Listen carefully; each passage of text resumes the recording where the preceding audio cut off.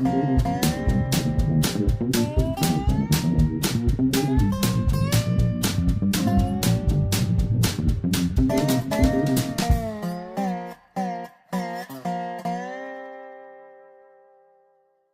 is Dave Monk, your Prairie Monk, WEFT, Champaign 90.1 on your FM dial. And we talk about environmental things that have happened during the week, usually. They have some local involvement, but also have some national connotations. I forgot to mention that Dave is on the board, and we are videotaping this program so that you can get it on television and on YouTube and on WEFT streaming. And so it was cold this week. I think it went down to 14 degrees. Very sudden. A little while ago it was 75 degrees for the high, and all of a sudden it's down to 14 degrees. So I had to scurry and put plants inside, and that's been interesting. I've been watching plants flower inside, and just watching the buds come out, and it's very friendly, and it's rather sad to see plants that you can't preserve outside dying. But that's the nature of things. Annuals don't survive very well. So let's deal with going to Rantoul. Ron Sleater came by from Decatur. That's an expense to drive here and then to drive to Rantoul. And he also bought herbicide teasel plants, which are a real weed for us. And that's at least $50 for a couple of gallons of herbicide. And we had other things in mind. So he's been doing the spraying with a knapsack spray, which is pretty heavy. And it's more than I like to do. So we also picked seed. Liz Kirby had been there when we were working with 50 iHelp students, and she had labeled an aster, a very blue aster, that was in bloom at the time. And that was very helpful to us. She had put a little mark on the adjacent road, and a mark 10 feet in, which meant that the plants were 10 feet in. Many of the plants that we have, we don't always catch up with because some of them are very small. And if you don't notice them when they're green and flowering, it's very hard to find them in the cold when you're only dealing with their shriveled leaves. One of the hardest ones to pick in spring is starry-eyed grass. It's about 9 inches high. You have to be down on your belly to find it, and it may be lucky that it's there by the thousand. So if you see this white glow in the flower that's no bigger than your little fingernail, you really need to put a few flags out in order to catch the seed within about 3 or 4 weeks. If not, that seed will fall. But there are other creatures that we need to know about and flag, and we have to do it when they're flowering. So Liz was locating those situations, and we found them and picked the seed. The seed is on the remnant, and although we are sort of doing a garden reconstruction on a gravel pit, the gravel pit has its original prairie around the edges, and they have spread into the gravel pit, which is on a moraine, and so it's 8 feet of gravel has been removed. And so it's regrowth succession. The plants are coming back, forming a little bit of organic matter, and gradually forming soil the same way as it would have done in a long period, 10,000 years since glaciation was here. So you're going back to the original, but you're doing it faster by planting it. And when we plant from across the road, very close, to plants that don't always show up the same in each different season. The climate will change, and sometimes you will have 1,000 purple coneflowers, and other times you won't have as many. Sometimes you will miss seeing a whole sequence of one plant. So we watch the remnant and bring seed across onto the gravel pit prairie, Pope Prairie, to increase its biodiversity and to try and keep it as natural as we can establish for that particular region or place. And the balance we want to keep between grasses and broadleaves, and there's a sort of patchiness to it that you would want. It's not like a uniform situation. We have a creek that comes through. It's sort of an abraded creek. It doesn't have a channel as such. It sort of spreads out, and the prairie plants help to do that. So they tend to sort out on a moisture gradient. We can influence it some by planting damp species near to damp places. So we were collecting this aster and also collecting thimbleweed. Thimbleweed is a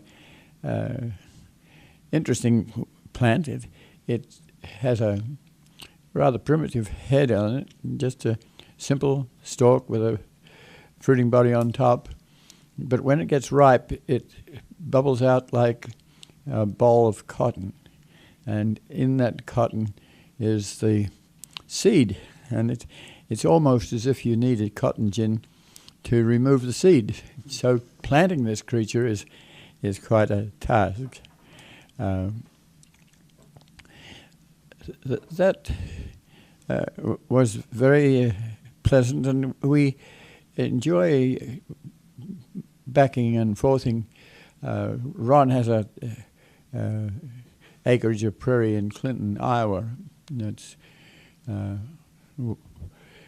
he tends fairly regularly, and we may have Ron on sometime as a steward of prairie to discuss some of the things that he has done, taking part of his small farm there and putting it into prairie.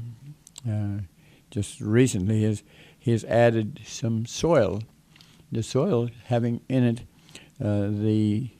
he'd taken it from prairie soil, so within the soil there are the mycorrhizas and the bacteria and the paramecians and whatnot that make it possible for prairie to be natural. Often reconstructions are done on an old cornfield, and you don't have that luxury of those microorganisms, so you have to import them by the shovelful, and he's done that recently.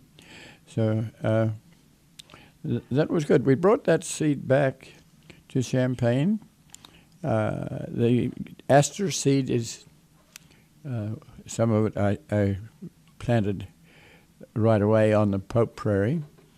And one of the things about prairie seed is it can survive with hard soil, with non-fertilized soil, and I'm very tempted at the moment to take a piece of land that was put into agriculture for a little while on the borrow pit.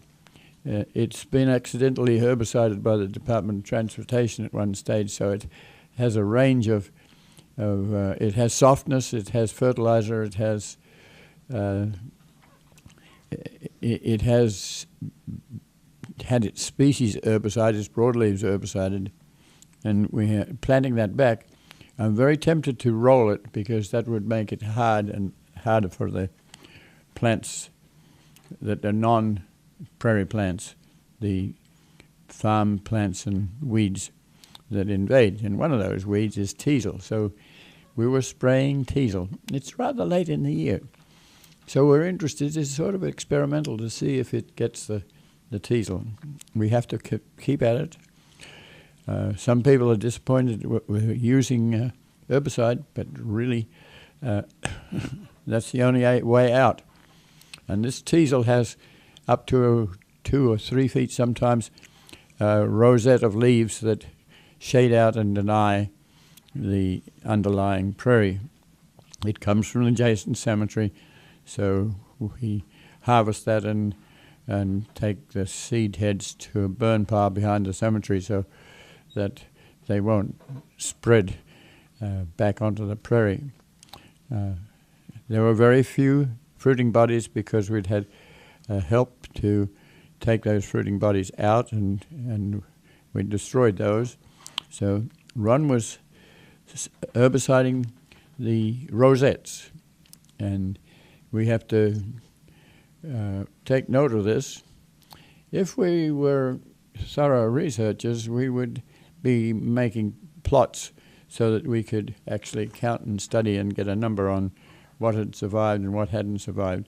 But most of our prairie work is done by the seat of our pants, so we don't always do that and don't have the luxury of the time and research money to do that. But so that was good.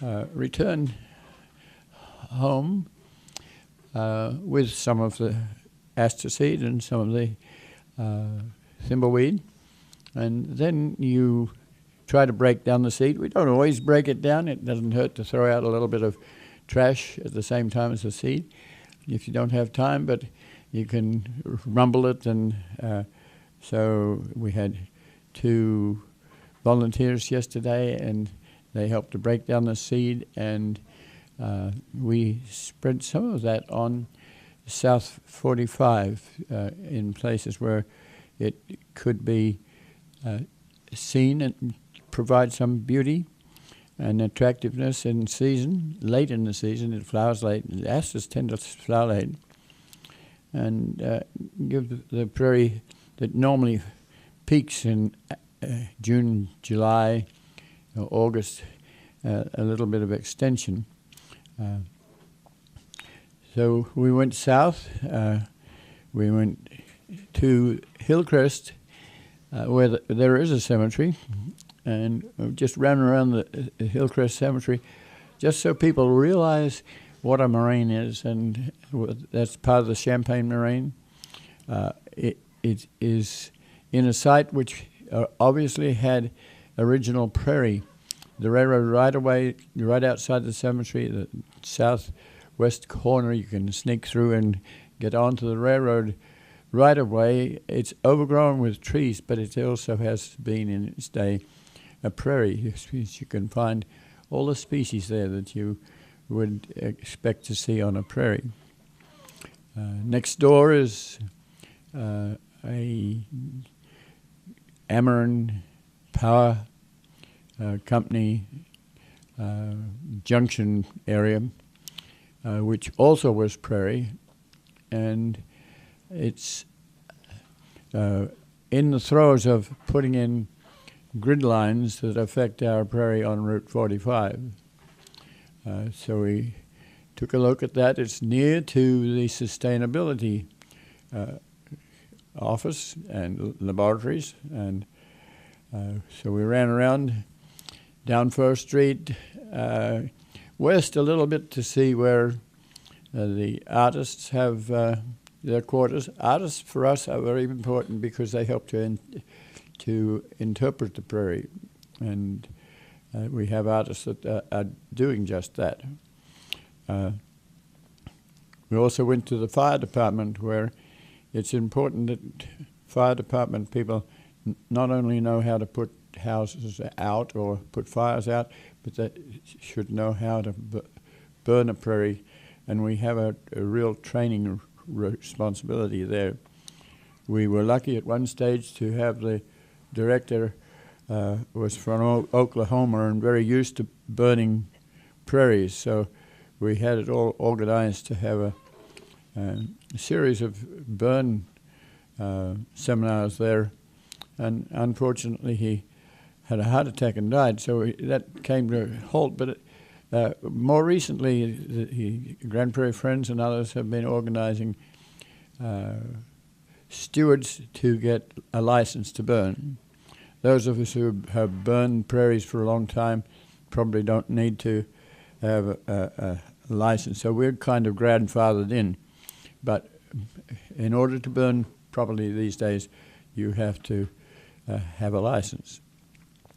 You also need to have a license to handle herbicide and to know how to use it responsibly and minimally. Like, you spot herbicide a plant, you don't blanket herbicide an acre of ground and then try to replant the broadleaf plants. So when we went south to 45, there were two things we were looking at. One is the fact that Ameren, as a power company, has been putting up towers there, and they've finished their job, and they've had culverts into each tower and to each old power line pole that was removed. So those culverts have been removed, sometimes a little more deeply than we'd want, so there's some accumulation of moisture there that can be seen, and that is a bother to the village of Savoy, which is across the road with a big mall. Part of the problem is that when the road was widened to 5 lanes, there was a very gentle slope down to Windsor Road, which was at the time a rather new road. And if you're not careful, that's the back side of the Pisota Moraine. The front side of the Pisota Moraine is over by Duncan Road, about a mile or two further west, and near to 57. Route 57 runs down on the outwash plain. It's lower. So if you're wanting to look out over the landscape, you put your house on Duncan Road, and you can run along Duncan Road, and you can go over the little rises and falls so that you realize that there's palmate drainage there. Well, that palmate drainage goes to the Kaskaskia. The backside goes to the Ombra, and that backside is usually very soft, and it's easily erodible. And if you put in a house in summer when it's dry, there's no problem in your basement. But if you then come to wintertime and you get rain, and it's very likely that you'll suddenly have a group of people in the city building or village hall to complain about the accumulation of water. So a lot of that water from the Savoy Village Mall goes across the road, underneath the road, to a drainage ditch, which ends up running to the south to Curtis Road, but there's a saddle, and some of it goes the other direction, north to Windsor Road. And the Windsor Road goes under a railroad line, so it's sort of dug a little lower than other places, and the soil tends to accumulate there. So I was asked to meet with the Department of Transportation. Nick called me up, and we went down there to see what we might be able to do with that. There's one possibility is to deepen the waterway. The waterway has always been there, since the widening to 5 lanes. And people don't see it because it grows things like sedges and wetland species, kind of like that. And the water tends to infiltrate into the soil and possibly to the aquifers in the long run, rather than to run off. Usually the standard procedure is to get the water off very quickly. If there's willows in the drainage ditch, you get rid of the willows and you take wiggly-woggly streams and straighten them and get that water off and down into the Gulf, down the Mississippi, down to the Gulf of Mexico. That takes with it the nitrogen and the phosphate and the fertilizer that's in the soil. So we would prefer, if possible, that some of that water stay locally and infiltrate into the soil. And as it infiltrates into the soil, it tends to purify itself some, rather than to run off quickly and provide an abnormal situation in the Gulf. Well, so we talk about this and figure out what we might be able to do. There's one particular drain that is very obvious. It has cattails. If you're driving down 45, the depth of the water can be indicated by the plants that are there. So when you see cattails and you're in a tractor and you're mowing an area and you go to the tractor, to the cattail area, you will inevitably get bogged. And so Savoy has been trying to dig the ditch at that point out because I think the drain is blocked. The drain is not blocked, it's just that the drainage spectrum is a little bit higher than the drain that's coming to it. So you have an accumulation of water. My only feeling was that you probably would have to deepen, if you want to eliminate that cattail pond and have it drain to Windsor Road, is to take the roadside ditch deeper, but then you're going to have the water run faster.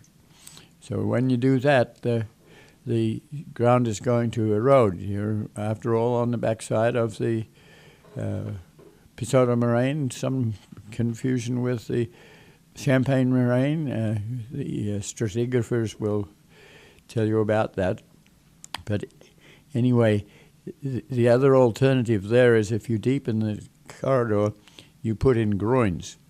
Groins are like little dams of riprap, big pieces of rock, and they hold back the water and slow its progress. So then you don't have a situation where you have to get rid of 12 truckloads of dirt at Windsor Road.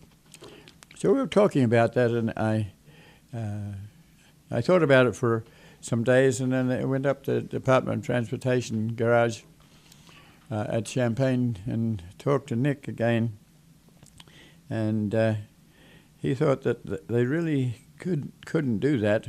They couldn't deepen it, and that would be very expensive. It also, for us, would be the loss of quite a bit of prairie. It's on the roadside banks that has been there for 25 years and is doing quite well, thank you. So we chatted about that a while, and I think the problem will sort of settle down, because at the moment, when the culverts have been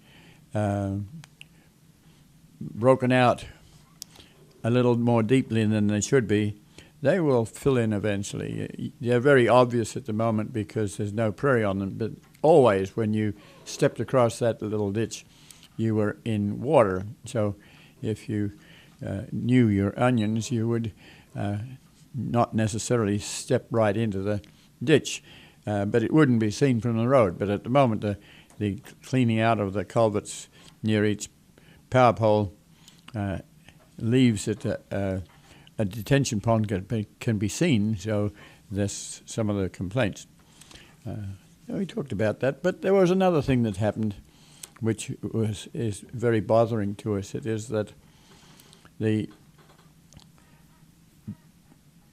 people retiring from the construction easement have hydro-seeded seed on the whole of the prairie and all other places, even on the east side of the railroad, and we strongly suspect that that is roadside brome grass and fescue and seeds that we don't want. That's very sad because we have had a running debate with the authorities of Ameren to have prairie seed planted back there, and not necessarily low-bid Kansas seed where you can harvest it mechanically for a lower price, whereas Illinois seed is so rare, we're down to like 0.01% of what was originally here. You have to pick it by hand. It's more costly. It's a different cat. It's a different, it's been environmentally adapted to whatever, and so what you get from Kansas is not really East Central Illinois. We don't know yet, but I was there looking at what had been sprayed. Now, hydroseeding, for those of you who don't know, is where you mix the seed with water and with mulch and possibly some plastic-type materials, which will hold the seed on embankments and stop erosion and allow germination and eventually the mulch that's in it. It might be even paper mache sometimes. It's a material that can be spewed out with like a fire hose. Or you imagine if you had a mouthful of seed and mulch and you shoot it out, that would be a hydroseeder, human style. So they put dye in it. So we have been discouraged from talking to the working community because they don't like us hanging around on the construction easement. So we've kept watching at a distance and talking to the authorities. The authority for this particular corridor is in St. Louis, and we had begged that their seed be a prairie seed selection, and that it not be plowed in but be sprayed in. And so the spraying may be a routine thing that is done to sites that are destroyed, or it may be that they consider that this is appropriate because there's some embankments that you wouldn't want to put a tractor and a drill on. So it's been herbicided, and Nick from the Department of Transportation was aware of that. I have been down on my knees looking at areas of concrete that have been sprayed because I've been looking at the seed. I haven't necessarily got to decide what seed it is, but I strongly suspect that it's roadside seed, which really affects our prairie. So what do you do now? Do you get someone to hydroseed real prairie seed in? We're waiting till next week to get hold of the authorities to find out what seed. We've begged to have a knowledge of the seed source and the contractor so that we can talk about these things and work it out. If it is roadside seed, it's very, very cruel to that prairie. The prairie will probably survive because it's established underneath and it will come through, but pretty disappointing if it's roadside seed. We are hoping that it is prairie seed, but I didn't see much prairie seed. Since I was down on the ground and photographing it, I had people that were driving past stop to wonder if I was having difficulties in terms of health. But I was able to get up and explain what I was doing as photographing seed. We also, as a steward team, we went down there and we looked at the site so people can understand. The hydroseed material is got a dye in it, so that you can see where you spewed your material out. And so it's very dramatic. Anyone that drives down Route 45 at the moment can see it. So we walked into the prairie, and for stewards that haven't been on that prairie before, they needed to know what was there. And so then we went down the corridor and into part of this corridor is related to Lake Park, because when the road was widened, we got a grant to take some of the excess prairie to Lake Park. So that's a 2.5-acre privately owned Lake Park Authority prairie, but it's got a trail through it, and it's very close to town. It's on South First Street. It's between First Street and Winfield Village, and behind Prairie Fields Retirement Village, and it's an excellent little prairie. So we went there for a while, and then came back. As we came back, we had two different sets of police to check us out, because I had my flashes on, and we moved slowly past each area that had been somewhat decimated by the culverts to the towers. But that was very pleasant, because we were able to explain what we were doing, and the police can be very helpful in saving the soul of our prairies if untoward activities like four-wheelers are engaged in activities that we would not like, or people are dumping. So then the football game finished, and the Iowa people had a police escort to the airport. And the police escort came by, and they also stopped. A university policeman and other county or Champaign police.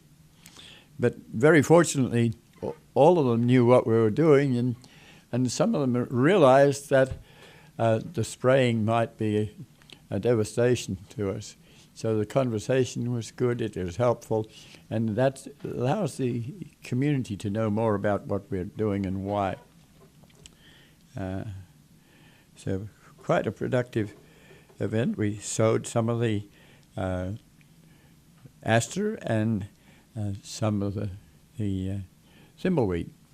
And so a little bit of work, a little bit of understanding, and in the process, James Sullivan, who is a freshman, is in a class where he had to give a speech on prairie, and it went very well. So we encourage that sort of extension into prairie preservation. He's from the west side Chicago area, and Chicago has quite a number of prairies, and he has been there, and he's done burning. So the prairie that we have at the moment has been squashed down, and it's got a natural, every culvert is a fire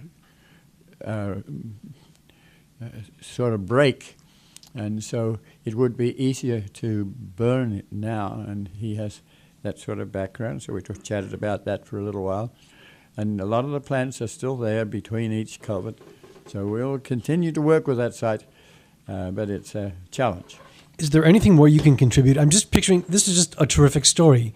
You're there doing what you always do, keeping an eye on stuff. The police, of course, are inquisitive. Who's going really slowly? Who's the flashes on? Just like the other people who saw you. Is this person okay? And they stop and they talk with you. I just love the image. You've got the police escort coming from the other direction, and they come by and they see something going on. And of course, they're inquisitive and they stop.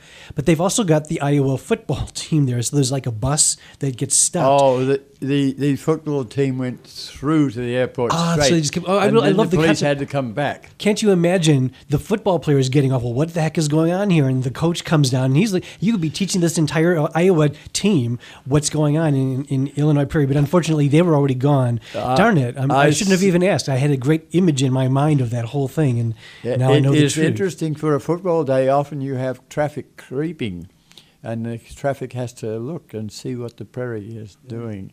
So yes, and nowadays when you have cell phones, the cell phones bring action immediately. So one time I was down there salvaging Indian grass. I was milking Indian grass seed, and all of a sudden I had 3 police cars arrive. And the reason why is somebody called up and suspected that there was a subterfuge for breaking into the bank across the road. And so that was another one of these occasions. And so people do get to know what we do and why. It's an interesting way to get the word out. If you look like you're up to no good, you'll attract people. Unfortunately, it'll be mainly the police, but there could be other people who also step by, and then you can teach these folks about the prairie. Little by little, at least the entire police force will know more about the prairie. Yes, the gentleman that stopped to see if I was having problems also realized that he knew who I was and why we were doing what we were doing, and then took off. It's interesting that at Curtis Road we have a railroad crossing, and in the long run they may lift the railroad up 7 feet and east by about 25 feet so that you can put an underpass there. At the moment it's not a very helpful crossing, because if you're on Route 45 and you're wanting to turn into the Curtis Road, there's very little distance between you and or the highway and the railroad. So if there's a train coming, you can't line up 10 cars to go in that direction. You can only line up about 1 or 2 cars. So that makes for some confusion. So this week I went to a railroad seminar where the topic was railroad safety. And the U of I is doing research on safety. They are looking for prototype situations where they might be able to figure out the pattern of what is dangerous. There are some crossings that have had 9 fatalities in a short while, like 10 years.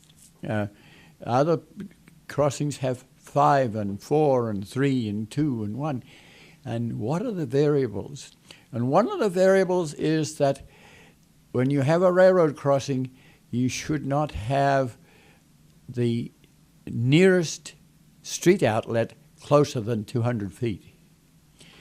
Another one was where they look for dramatic things like visual corridor, but they looked a little further to figure out what was the population of people around.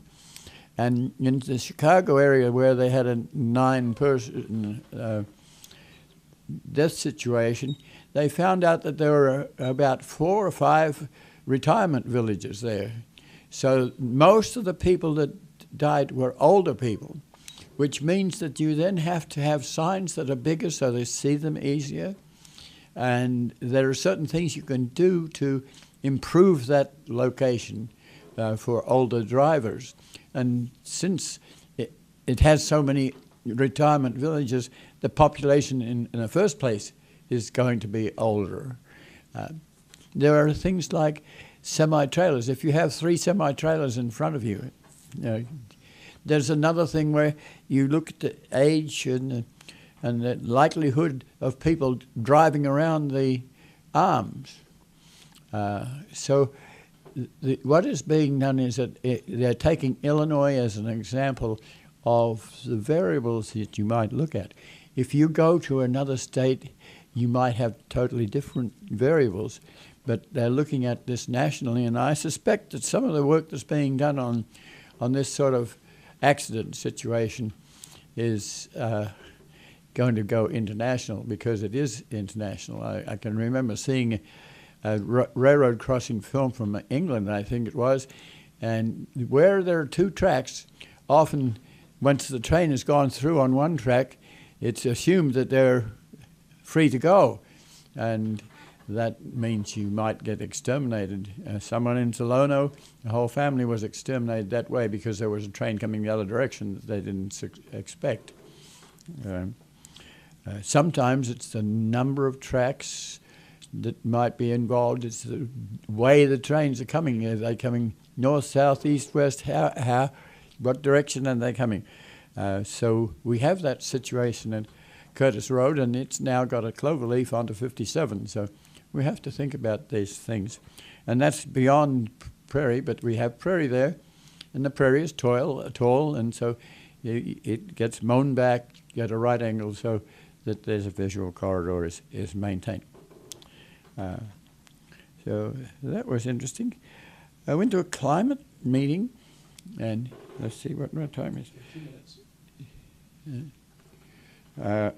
So the climate meeting was at the Banner Universalist Church, Unitarian Universalist Church, and the whole topic there was what can we do to discuss climate. It's obvious that there are a lot of people who don't believe that the climate change is caused by humans. And that's true. If you have a volcano, it's going to spew out a lot of sulfur and other things that are probably much more damaging than any human action. But on the other hand, if you can reduce the traffic flow by having buses or bicycles or things like that, the carbon footprint can reduce the load of carbon dioxide, which is making a sort of heat surround around the world. You can reduce it considerably. I don't have the figures offhand. I probably should be getting to do that. But there's an imprint of carbon using coal. How do you balance that against the use of radioactivity to produce electricity? There are changes that can be made. They're small. So one of the innovative church organizations is ecologically oriented to churches being involved in doing small things. So we had a Mennonite church person who is also a sustainability person, and they applied for a grant to put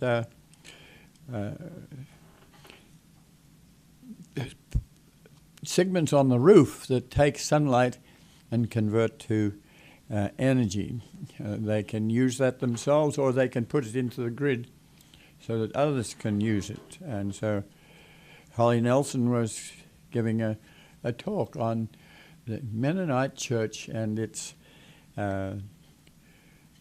units that produce electricity. If you are going down Springfield Avenue between Goodwin and Lincoln, the Mennonite church is to the north, and they have a flat roof portion to their church, which is now loaded with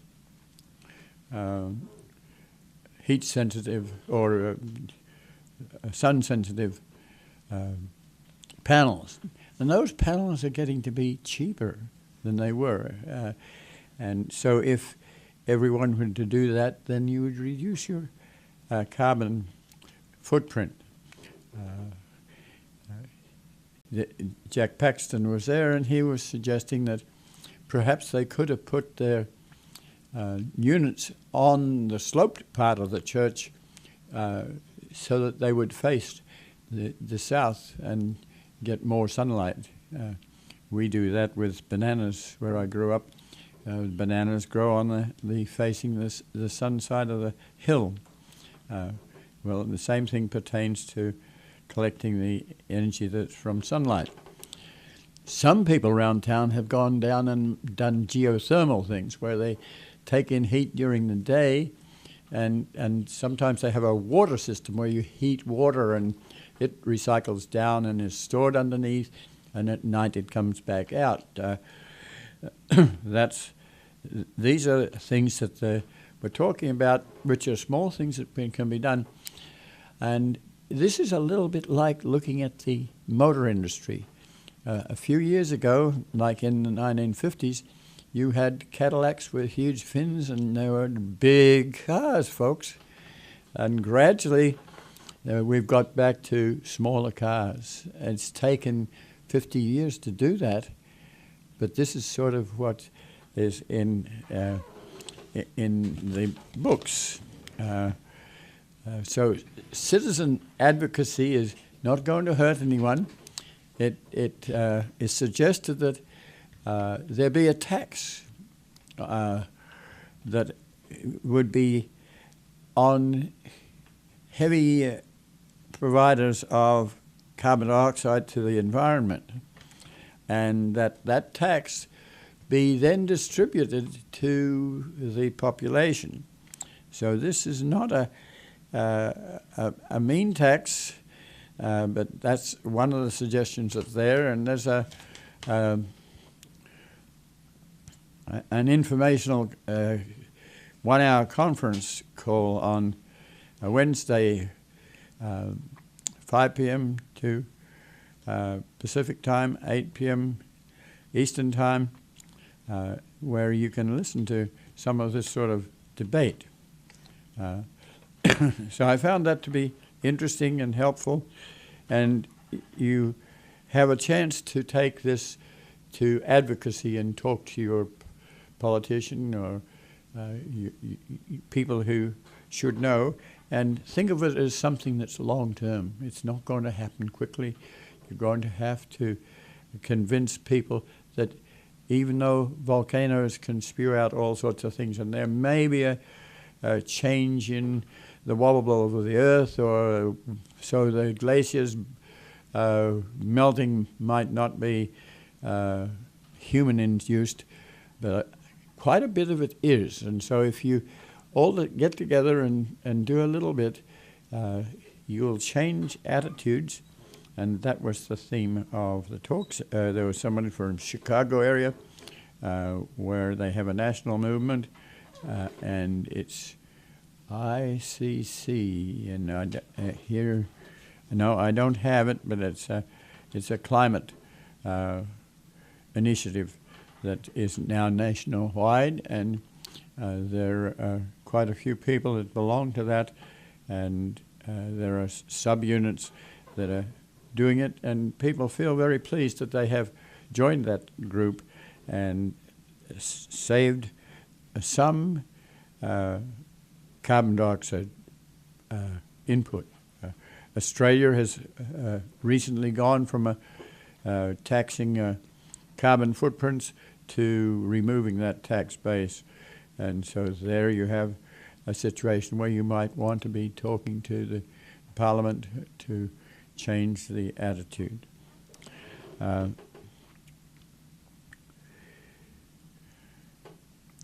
On Sunday, we had a meeting of Australian dignitaries that were here, part of a thing called SWAGA, which is the Sydney University people who are overseas. And some of us got together. It was organized by Wanda Hashuk, and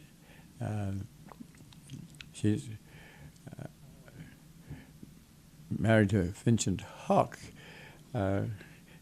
It's interesting to see that as a group we have been in various situations. So some of the Australians that are here are deans of faculty here. The Dean of Education is an Australian. The Dean of Veterinary Medicine is an Australian. And they have their husbands and wives here. Wanda has retired now, but she's emeritus professor of veterinary pathology. Vincent is an Army Corps of Engineers person, but he belongs to the Pheasants Forever. We had some interesting discussions. The Dean of the University of Sydney Veterinary School is Roseanne Taylor, and she has made it to the dean as others have, as women. And so I was asking what proportionality of women were at various levels. And it's moving up, but it hasn't got to be the chancellorial level as we have here yet. These people are having children or meeting in other countries.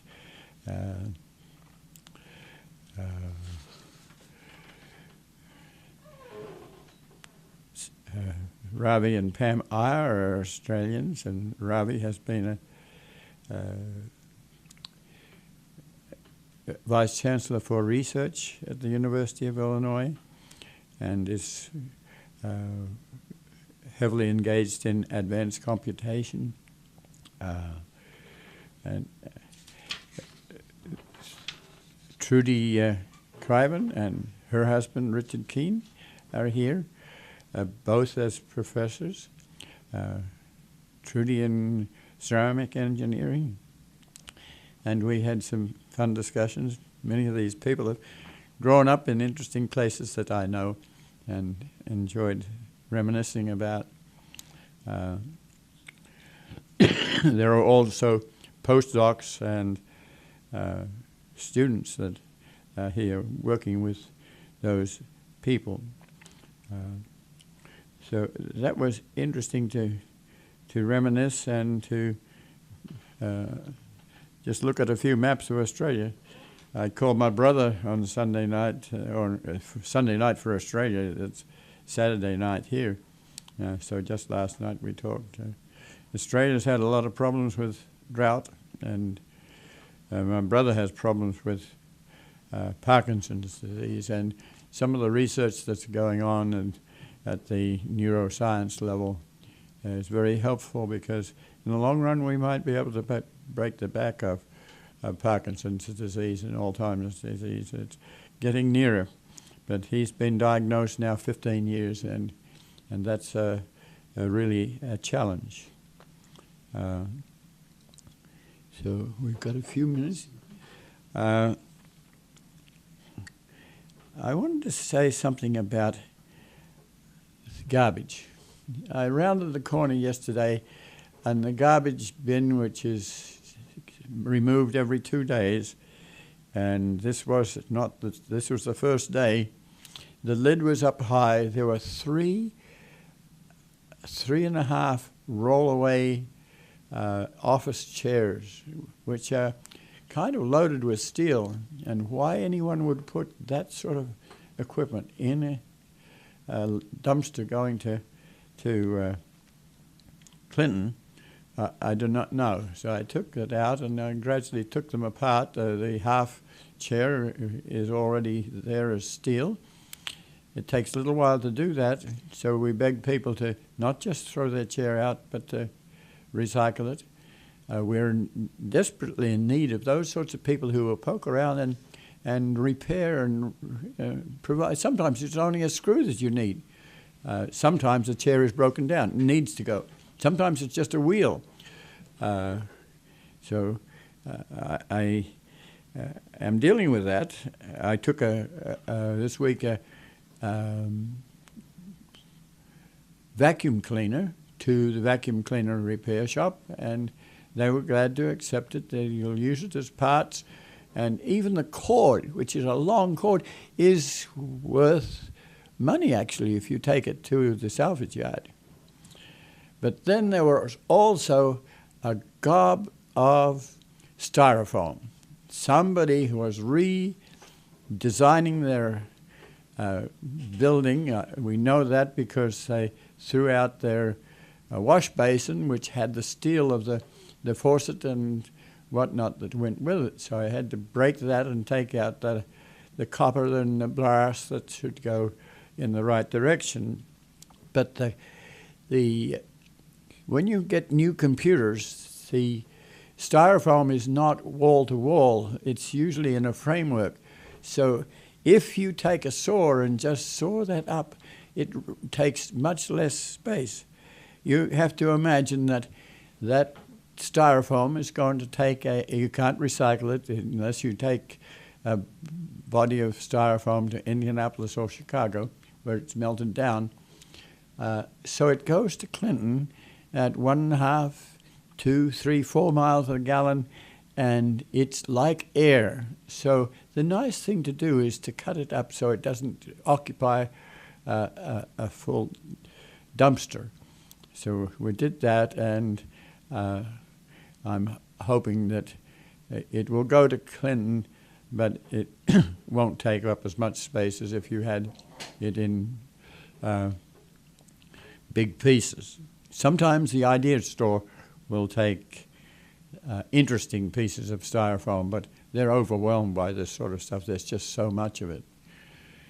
The number of bags that are plastic bags that are put into the dumpster also amaze me. Sometimes I can take out 4 pounds of plastic bags.